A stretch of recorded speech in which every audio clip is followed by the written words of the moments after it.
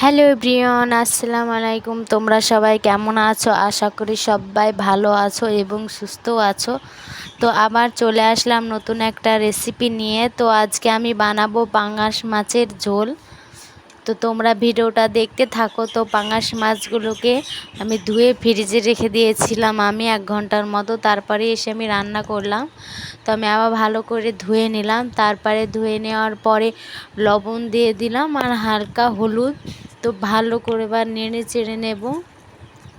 পাঙাশ মাছের এই লবণটা হলুদটা দিয়ে আর মরিচের গুঁড়ো দিয়ে ভাজলে মানে খুব ভালো হয়, ভালো লাগে খেতে। তো আমি ভালো করে মাখিয়ে নিচ্ছি, পাঙাশ মাছের গায়ে ভালো করে মাখিয়ে নিচ্ছি।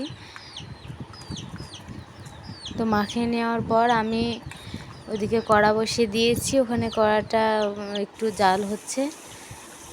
তারপর আমি একটা একটা করে আমি দিয়ে দেব। তো আমি এবার একটা একটা করে দিয়ে দিলাম। আমি দিয়ে দেওয়ার পরে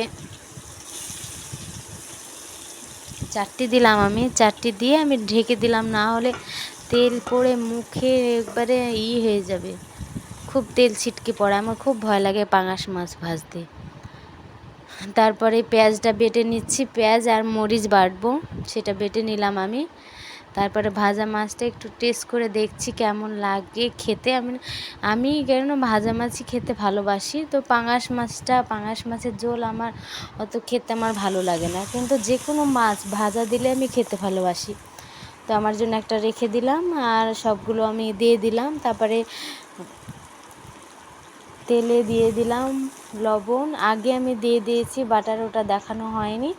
তারপর লবণ, হলুদ, জিরে গুঁড়ো সব দিয়ে দিলাম। তো তারপরে ভালো করে নেড়েচেড়ে আমি ঢেলে দেব, এবার কড়াতে ঢেলে দেব। তো ভালো করে নেড়ে চেড়ে নিচ্ছি কড়ার ভেতরে। একটু ভাজা ভাজা টাইপের হবে, আউজানি টাইপের হবে। তারপরে এবার একটু ঝোল দেব, আমি হালকা পরিমাণে ঝোল দেব। তরকারির ঝোল আমার অত খেতে ভালো লাগে না, তো আমি হালকা ঝোল দিয়ে দিলাম। তো এবার ঝোলটা ফুটে এসেছে, এবার আমি নামিয়ে নেব ঝোলটা। তো হালকা জিরে গুঁড়ো দিয়ে দিয়েছি আমি, সেটা আমার দেখানো হয়নি। তো এবার ঝোলটা ফুটে এসেছে ভালোভাবে। তো আমি ঝোলটা একটু চেক করে দেখলাম লবণ ঠিকঠাক আছে কি না। তো দেখলাম ঠিকঠাক আছে।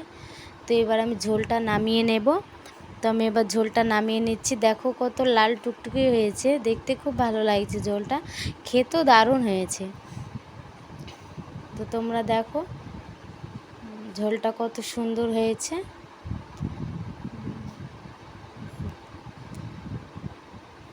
তো আমি ভালো করে নেড়ে চেড়ে নিচ্ছি। এবার আমি ঘর নিয়ে চলে যাব। তো আজকের ভিডিওটা এই পর্যন্তই। ভালো থাকো, সুস্থ